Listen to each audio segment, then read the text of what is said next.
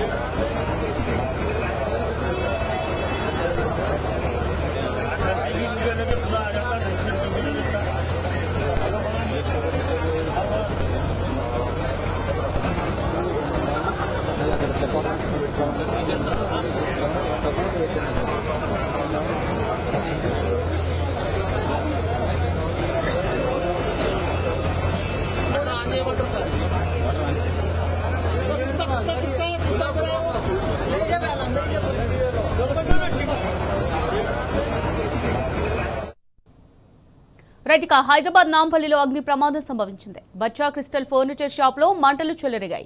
4 అంతస్తుల భవనంలో ఒక్కసారిగా గ్రౌండ్ ఫ్లోర్ నుంచి మంటలు చెలరేగాయి. 4 అంతస్తులకు మంటలు వ్యాపించాయి. దీనికి సంబంధించి మరిన్ని డీటెయిల్స్ మా రిపోర్టర్ రంజిత్ లైవ్ ద్వారా అందిస్తారు. రంజిత్, మరి అగ్ని ప్రమాదానికి సంబంధించి డీటెయిల్స్ ఏంటి? అగ్ని ప్రమాద సమయంలో భవనంలో 6 చిక్కుకున్నారు. మరి వారి గురించి ఏమైనా ఇన్ఫర్మేషన్ తెలిసిందా? దీనికి సంబంధించి డీటెయిల్స్ ఏంటి రంజిత్?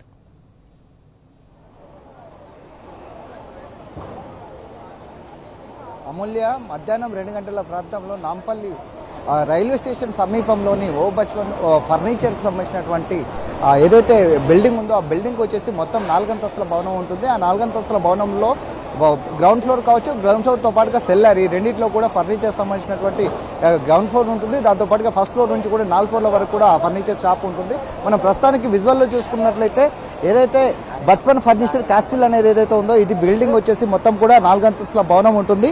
ఈ 4 అంతస్తుల భవనం కూడా మొత్తం కూడా గ్లాస్తో కూడా మొత్తం అంటే 4 ఫ్లోర్లు కూడా మొత్తం గ్లాస్ ఫిట్టింగ్తో ఉంటుంది. ఈ 4 ఫ్లోర్లను చూసుకున్నట్లయితే మనము 4 ఫ్లోర్లకు సంబంధించిన దాంట్లో దీనికి సంబంధించిన ఫర్నిచర్ కావచ్చు, ఆ ఫర్నిచర్ సంబంధించినటువంటి ఐటమ్స్ అన్నీ కూడా దీంట్లో ఉంటుంది.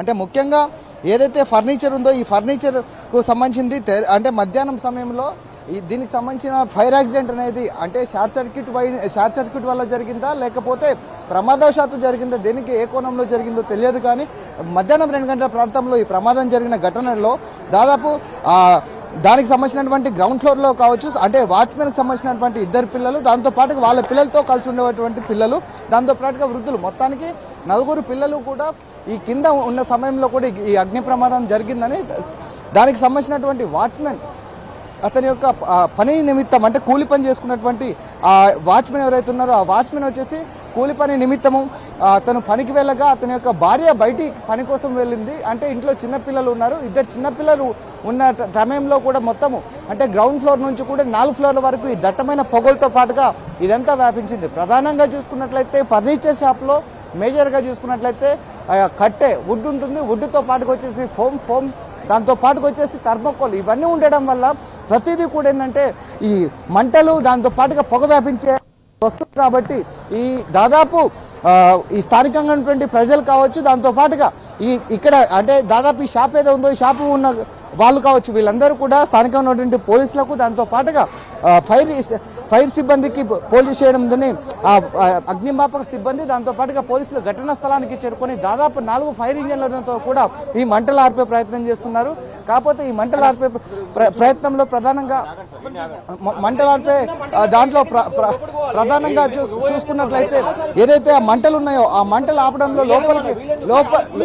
లోపలికి వెళ్ళడానికి కూడా ఆ ఛాన్స్ లేకపోవడంతో ఓన్లీ ఫైర్ సిబ్బందికి సంబంధించిన వాళ్ళు దానికి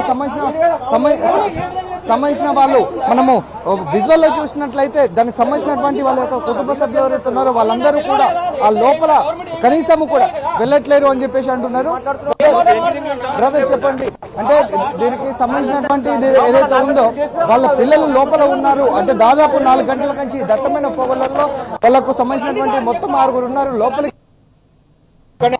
స్థానిక పోలీసు అనేది కూడా ఆంక్షలు పెట్టుకుంటూ కూడా ఆ 3 గంటల కాంచి కూడా లోపలికి వెళ్లకుండా దాంతో పాటుగా స్థానిక వాళ్ళ పిల్లల్ని కాపాడుకోవడం వాళ్ళ తల్లిదండ్రులు లోపలికి వెళ్తే వాళ్ళ పైన ఆగ్రహం వ్యక్తం చేస్తున్నారు. చెప్తే దానికి 4 ఫ్లోర్లకు సంబంధించినటువంటి బిల్డింగ్ ని దానికి సంబంధించినటువంటి ఏదైతే గ్లాస్ ఉన్నాయో బ్రేక్ చేయడంలో కూడా పోలీసులు కావచ్చు, దాంతో పాటుగా ఫైర్ సిబ్బంది ప్రేక్షక పాత్ర వహిస్తున్నారు.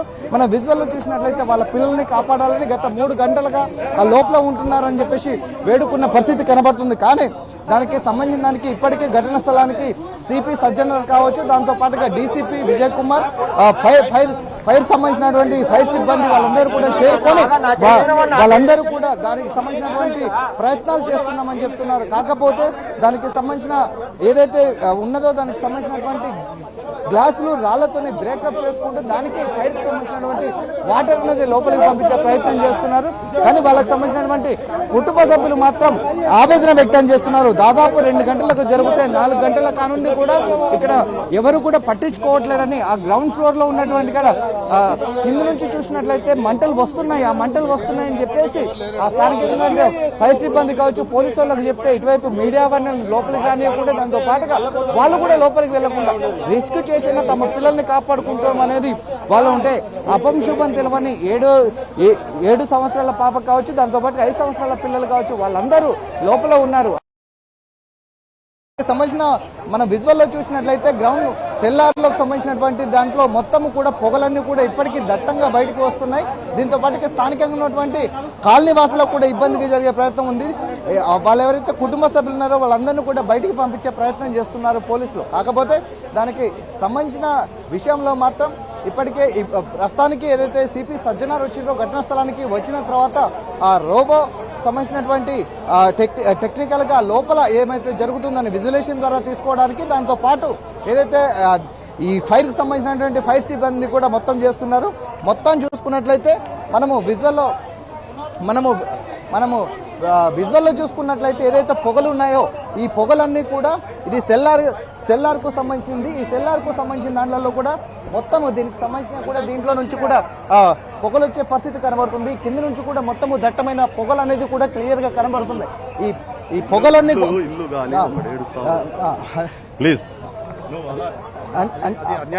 ఆ పొగలు అనేది ఎక్కడి నుంచి వస్తున్నాయి అనేది కూడా నేను దాని గురించి ఎక్స్ప్లెనేషన్ చేయగలుగుతున్నాము. దాంతో పాటుగా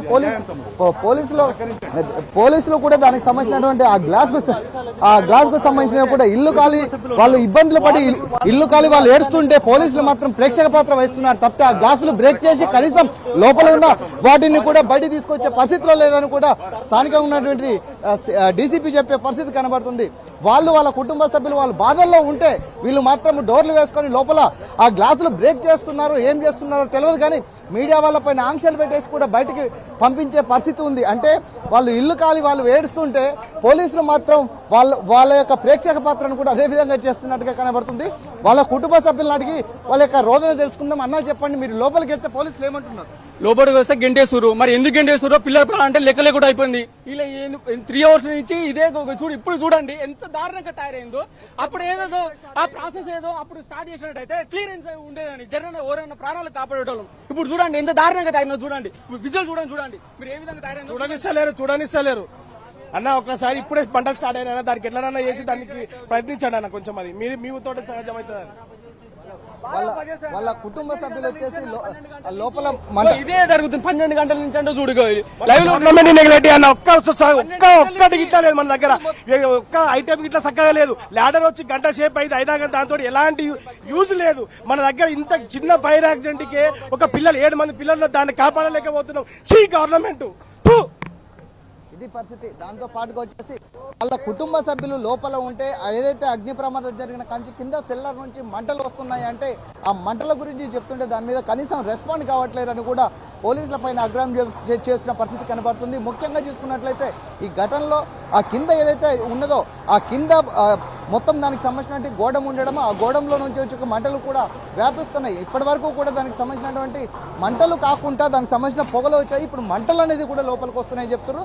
మనం ఇంకో చూసుకున్నట్లయితే దీనికి సంబంధించినటువంటి బజాజ్ ఫర్నిచర్ క్యాస్ట్రియల్ అనేది ఇది షాపు. ఈ షాపుకు సంబంధించింది వచ్చేసి ఇది సెల్లార్కు, ఇది ఏదైతే గ్రౌండ్ ఫ్లోర్ ఉంటుందో ఈ గ్రౌండ్ ఫ్లోర్కు సంబంధించినటువంటి ఈ షాపుకు సంబంధించింది మొత్తము కూడా దట్టమైన పొగలతోని కూడా లోపలికి వెళ్తే ఇబ్బందికి పడే విధంగా కూడా ఆ లోపల మొత్తము దానికి సంబంధించిన ఫర్నిచర్ ఏదైతే ఉందో ఆ ఫర్నిచర్ మొత్తాన్ని కూడా బయటికి పంపించే ప్రయత్నం చేస్తున్నారు.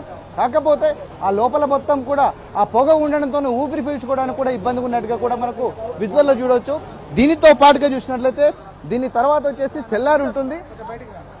దీనికి సంబంధించింది సెల్లార్ ఉంటుంది, అంటే దీని కింద సెల్లార్ ఉంటుంది. ఆ సెల్లార్లో మొత్తానికి దానికి సంబంధించినటువంటి ఏదైతే గోడం ఉందో ఆ గోడం వచ్చేసి కూడా మొత్తం కింద గోడం ఉండడం వల్ల అటు ఫర్నిచర్ కావచ్చు, దాంతో పాటుగా ఆ గోడం ఉండడం వల్ల ఆ కింద కూడా దట్టమైన పొగలు ఉండడం, అవి పైకి రావడం, అంటే ఈ 2 ఫ్లోర్ ఉండడంతో దాంతో పాటుగా 3వ ఫ్లోర్ కావచ్చు, 4వ ఫ్లోర్ కావచ్చు, 4 ఫ్లోర్లో కూడా ఈ మంటలు అనేది వ్యాపించాయి. దాంతో పాటుగా లోపల మొత్తం కూడా పొగతోని ఏమి కనపడని పరిస్థితి కనబడుతుంది. కానీ దాని విషయంలో మాత్రం పోలీసులు ఇప్పటికీ కూడా నిర్వీర్యం చేస్తున్నారు తప్పితే ఏమీ పని చేయట్లేదని కూడా వాళ్ళు ఆవేదన వ్యక్తం చేస్తున్నారు.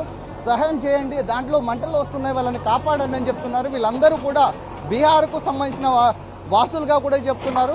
బీహార్కు సంబంధించిన వాళ్ళ కుటుంబాలు అనేది కూడా ఏదైతే స్థానికంగా ఉన్నటువంటి వాళ్ళు చెప్తున్నారు. దాంతోపాటుగా పిల్లలతో పాటు ఆడుకోవడానికి పోయిన వాళ్ళు కూడా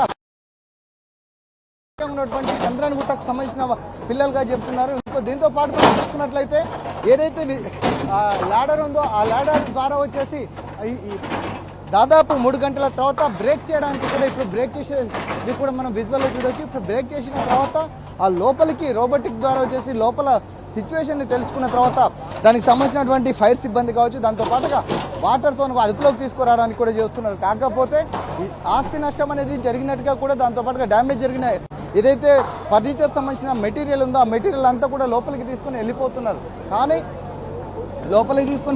కానీ దాంట్లో అసలు పిల్లల యొక్క స్టేటస్ ఏంటిది, పిల్లలు ఏ విధంగా ఉన్నారు అనేది కూడా ఇప్పటికీ ప్రశ్నార్థకంగా ఉంది. దాదాపు 3 గంటలు కావచ్చు స్థానికంగా ఉన్నటువంటి పోలీసులు కావచ్చు, దాంతోపాటుగా జిహెచ్ఎంసీ సిబ్బంది, కేవలం జిహెచ్ఎంసీ వారు ఎవరైతే ఉన్నారో జిహెచ్ఎంసీ వారు దీనిపైన దృష్టి సారించకపోవడం, ఈ సెల్లార్లు కావచ్చు, దాంతోపాటు అక్రమ నిర్మాణాలు కావచ్చు, దానికి ఎలాంటి సెట్ బ్యాక్స్ లేకపోవడం వలన ఇలాంటి ప్రమాదాలు అనేది వాటిల్తున్నాయన్నది కూడా కళ్ళ కట్టినట్టుగా చూపెడుతున్నారు. కనీసం సెట్ బ్యాక్స్ అనేది ఏర్పాటు చేసుకోవడం ఉంటే ఇలాంటి ప్రమాదం ఉండేది కాదు. దాంతో పాటుగా కనీసం వెహికల్ లోపలికి పోయే పరిస్థితి లేదు. కనీసం దానికి సంబంధించినటువంటి ఒక 5 గజాలకు సంబంధించినటువంటి జాగా ఉన్న దాన్ని కబ్జాలో మొత్తం రేకుల షెడ్ వేసి దాన్ని ఫర్నిచర్ గోడంగా వాడుతున్నారు. అంటే దీనికి సంబంధించినటువంటి జిహెచ్ఎంసీ వాళ్ళు ఏం చేస్తున్నారు, దానికి సంబంధించినటువంటి టౌన్ ప్లానింగ్ సిబ్బంది ఏం చేస్తున్నారు అనేది కూడా ప్రశ్నార్థకంగా మారింది. ఇక ఏదైతే రిస్క్ ఆపరేషన్ అనేది జరుగుతుందో ఈ రిస్క్ ఆపరేషన్ అనేది కూడా దాదాపు 3.5 గంటల కాంచి జరుగుతుంది. కానీ దీంట్లో ఉన్న పిల్లల యొక్క పరిస్థితి ఏ విధంగా ఉంది, దాంతో పాటుకు వచ్చేసి ఎంత ఆస్తి నష్టం జరిగిందని కూడా దాదాపు ఇంకా 1 గంట నుంచి 2 గంటల వరకు సమయం పడుతుంది. అది వేచి చూడాల్సిన. Right, thank you Ranjith.